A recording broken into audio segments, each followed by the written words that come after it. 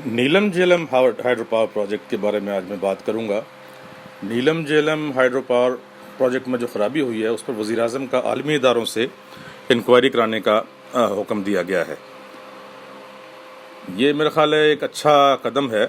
इसमें यह भी देखा जाए कि इस प्रोजेक्ट पे जब ये शुरू हुआ था तो इस प्रोजेक्ट का इंचार्ज किसको लगाया गया था? क्या वो कोई इंजीनियर था? क्योंकि ये एक इंजीनियरिंग प्रोजेक्ट था तो as per Pakistan engineering council act उसके ऊपर एक इंजीनियर को ही लगाना चाहिए था एज हेड, और क्योंकि वही समझता है इंजीनियरिंग की जो है डिज़ाइन को, उसकी इम्प्लीमेंटेशन को।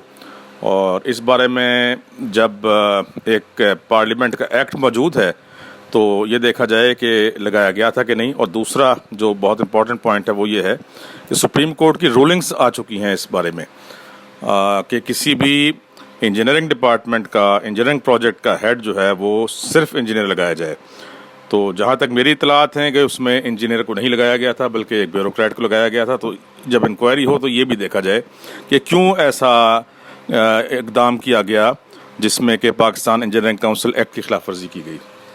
अब वज़ीर आज़म शहबाज शरीफ ने इस नीलम झेलम हाइड्रो पावर प्रोजेक्ट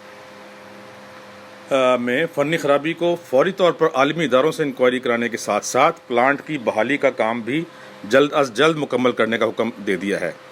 नीलम झेलम हाइड्रो पावर मनसूबे में अचानक फ़नी ख़राबी और गुद्दू पावर प्लांट में आतिशज़दगी के हवाले से वज़ीर आज़म शहबाज शरीफ की ज़ेर सदारत आला सतही इजलास हुआ, जिसमें वज़ीर आज़म को मनसूबे में ख़राबी की नौइयत और बहाली के काम पर पेशरफ्त से आगाह किया गया।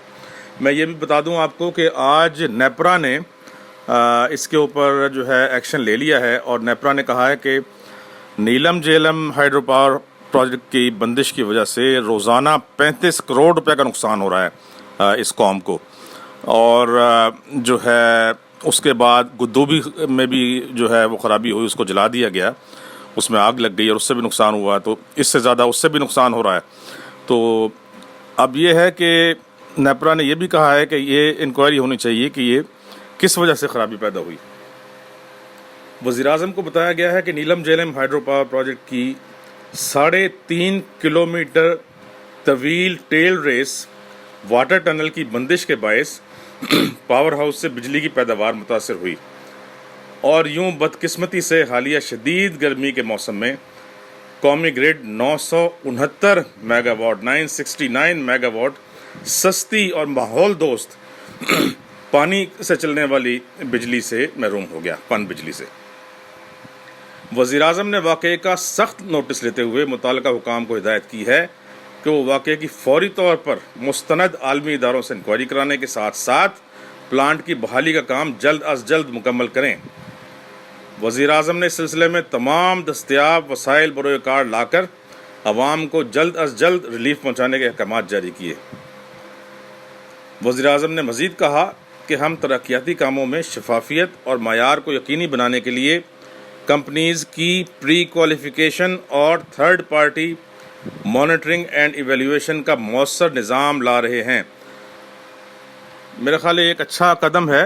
और जिस तरह मैंने पहले कहा कि इसके साथ साथ वज़ीर आज़म को फौरी तौर पर यह इंक्वायरी करानी चाहिए कि जब ये प्रोजेक्ट शुरू हुआ था उस वक्त से लेकर और इसकी कंप्लीशन तक इस पर क्यों एक इंजीनियर जो है वो हेड नहीं लगाया गया था, और अगर नहीं लगाया गया था तो किसकी ज़िम्मेदारी थी, और क्यों ऐसा हुआ कि एक इंजीनियरिंग प्रोजेक्ट का हेड एक नॉन इंजीनियर को लगा दिया जाए जिसकी वजह से इस तरह की बड़ी ख़राबियाँ पैदा होती हैं।